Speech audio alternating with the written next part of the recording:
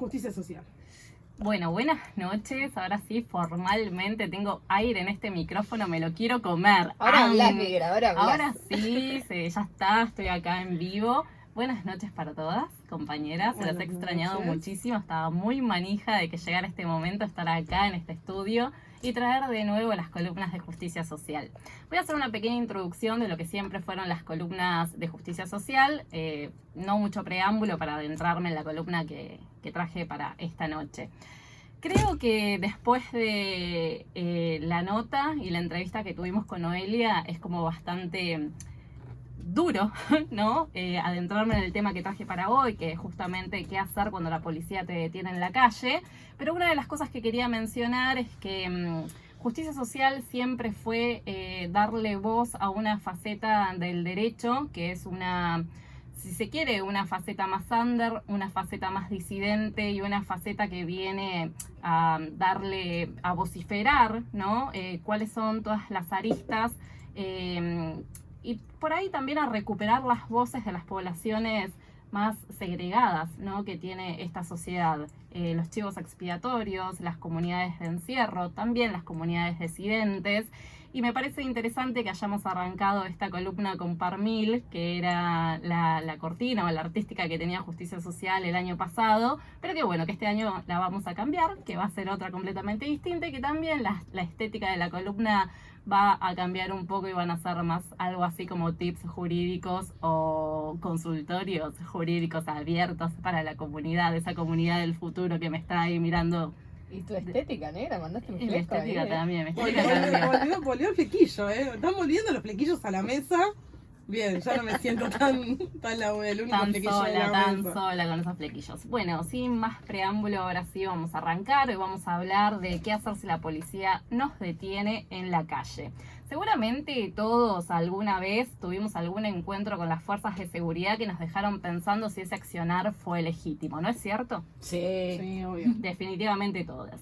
Que nos hicieron sentir que había como una suerte de riesgo de ser detenidos, de ser requisados o de ser demorados, ¿no? Y esto pudo haber ocurrido en un control en la vía pública, ya sea en la ciudad o camino en la ruta yendo de viaje con amigas, con parejas o con familia.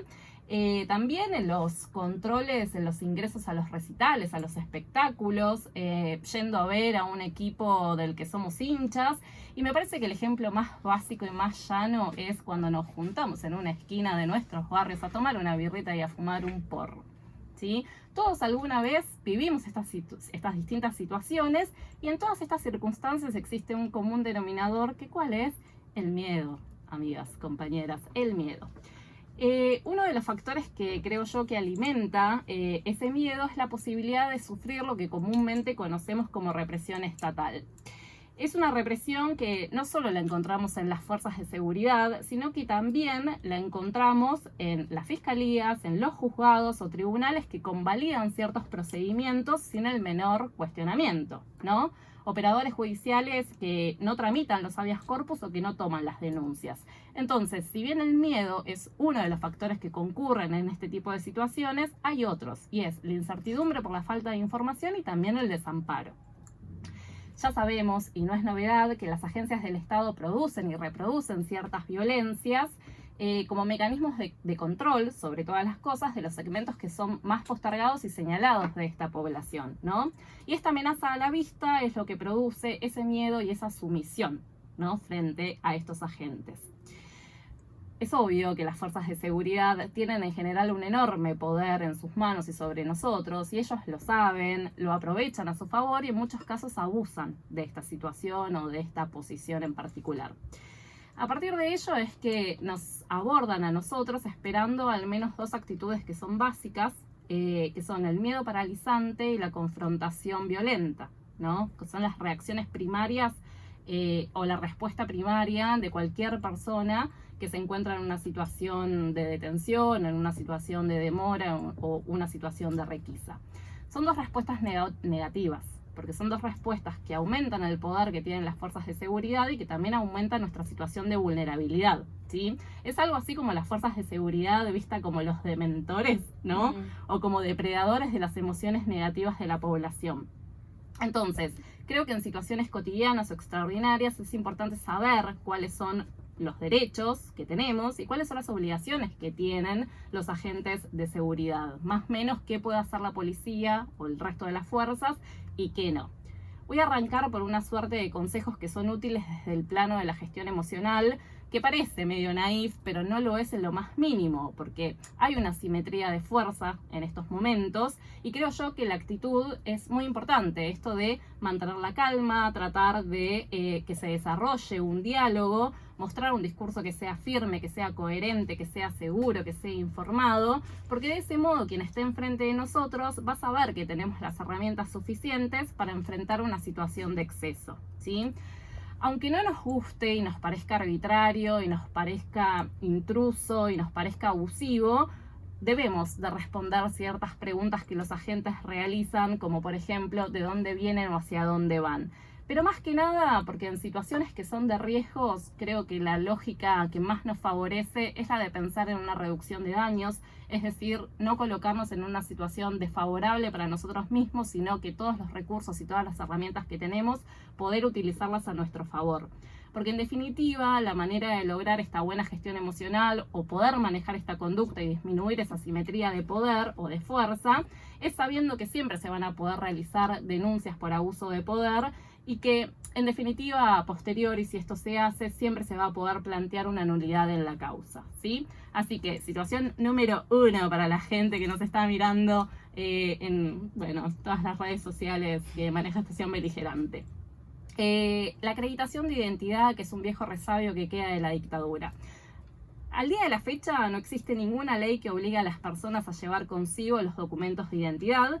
En otras palabras, nadie está legalmente obligado a llevar sus documentos. Sin embargo, la falta de documentos es una excusa habitual para detener, con lo cual se vuelve importante que las personas nos movamos con documentos encima. Lo que sí puede suceder es que la policía demore a una persona para establecer su identidad, pero siempre tiene que darse en simultáneo dos requisitos que lo establece la ley 23.950. Y esto es cuando existan circunstancias que permitan presumir que cometiste o que vas a cometer un delito o cuando precisen acreditar en simultáneo tu identidad. Esta demora nunca puede superar las 10 horas, ¿sí? Esto sépanlo. Situación número 2, cacheos y requisas, que acá todas pasamos por situaciones de cacheos o requisas. Una cuestión que vale la pena aclarar es la diferencia entre un cacheo y una requisa, ¿sí? Cuando se habla de requisa se trata de una revisación de tu cuerpo, de tus cosas o de tu automóvil en donde viajas. El motivo es buscar objetos relacionados con un posible delito que se haya cometido o que se vaya a cometer, ¿sí? En el caso de que se trate de una revisación meramente superficial o sobre la ropa, como es el caso de los ingresos a determinados eventos públicos, por ejemplo, un recital, nos encontramos ante una situación que es de cacheo. Tener claras las condiciones de posibilidad de un cacheo o una requisa es importante porque, digamos, ahí están los límites que marcan la frontera con la legalidad. Si las revisaciones son realizadas por medios de tratos que sean crueles, humillantes o degradantes, esto se denomina requisa vejatoria, ¿sí? Que es, por ejemplo, cuando te piden desnudarte o las prácticas son invasivas sobre tu cuerpo, ¿sí? Y esto es tanto ilegítimo como ilegal, ¿sí? La revisación puede ser realizada únicamente por personas que sean de tu mismo género, sean de los efectivos policiales o sean también de los médicos que te van a revisar. Y también es importante saber que si es un médico quien va a hacer esa revisación, vos podés exigirle que te exhiba la matrícula, ¿sí? Que lo coloca en esa posición. En general, la policía no puede requisarte sin orden judicial, pero obviamente hay excepciones y está dada por una causa en particular que lo justifique, ¿sí? Tiene que ser siempre en la vía pública y si un agente, por ejemplo, te observa caminando en la calle con un revólver, bueno, esa va a ser una causa que claramente va a justificar esa requisa sin orden judicial, ¿sí? Pero si no están configuradas estas circunstancias que son excepcionales y de todos modos quieren revisarte, vos tenés que exigir, digamos que si no hay motivo de urgencia, digamos que quede bien en claro que no te exhibieron la orden, ¿sí? Que es un abuso y que entonces puedes reservarte el derecho a posterior para denunciarlo, ¿sí? Es importante también que en una situación así concurran la presencia de los testigos, que los testigos no pueden ser miembros de la policía, sino que tienen que ser 2 ciudadanos comunes y corrientes. Situación número 3, la detención. Cualquiera que haya pasado por una situación así puede afirmar que es horrible, y con la palabra horrible nos quedamos súper cortos. Sin embargo, hay una serie de herramientas que también permiten de alguna manera controlar a estas agencias del Estado. Y creo que como primera cosa están las obligaciones de la policía en caso de detención, y acá me apuro porque nos estamos quedando sin tiempo. Y la primera es que tienen que permitirte hablar por teléfono, ya sea con un familiar, con un abogado, con una persona de confianza, porque digamos, la inmediata presencia en la comisaría de gente que esté con vos es esencial para que sepan que estás en compañía y que eventualmente lo que hagan con vos puede llegar a tener repercusiones instantáneas. Hemos hablado una infinidad de veces de situaciones de violencia institucional, donde vemos que después en las noticias es ese amigo o ese familiar el que hace viralizar esa noticia y que por eso llega a los medios y que entonces es de esa manera que estamos dándole voz a esas situaciones que son abusivas. Tienen que informarte tanto a vos o como a quien consulte por vos en la comisaría si esa detención responde o bien a una acusación por un delito o contravención o se trata de una identificación o averiguación de antecedentes. Cuando la orden judicial es requisito, tenés derecho a exigirles que te la muestren, tomar nota del juzgado, de la jueza o del juez y de la causa, ¿no?, que está tramitando el caso. Y esto, digamos, es en el plano de la obligación que tiene la policía, ¿sí? ¿Qué cosas no puede hacer la policía? Detenerte sin orden judicial, tomar declaración bajo ningún concepto, interrogarte, obligarte a firmar un documento. Estas cosas, me estoy quedando sin tiempo, pero son todas las cosas que son excesivas y que son abusivas y que en todos estos casos, por ejemplo, si te hacen firmar un documento, tenés derecho a reservarte la posibilidad de presentar un habeas corpus o de denunciarlo. ¿Cómo lo haces? Firmando sin el conforme y poniendo la palabra apelo en ese documento para después recurrirlo en la instancia o en el lugar que corresponda, ¿sí? Hay un sinfín de situaciones en las que podríamos seguir hablando. Creo que es muy importante que sepan si las detenciones son en la vía pública, donde hay una vorágine completamente distinta y que por ahí es difícil tener una respuesta instantánea. Algunas cositas que me gustaría que se las queden y que si no las seguimos hablando en otro momento, tener presentes la hora, la fecha y el lugar, cuántos oficiales eran, intentar ver si en la zona hay cámaras de seguridad. Es muy importante porque de esta manera después vas a poder recabar datos o pruebas para la causa a tu favor, ¿sí? Bueno, más o menos era esto de lo que quería hablar.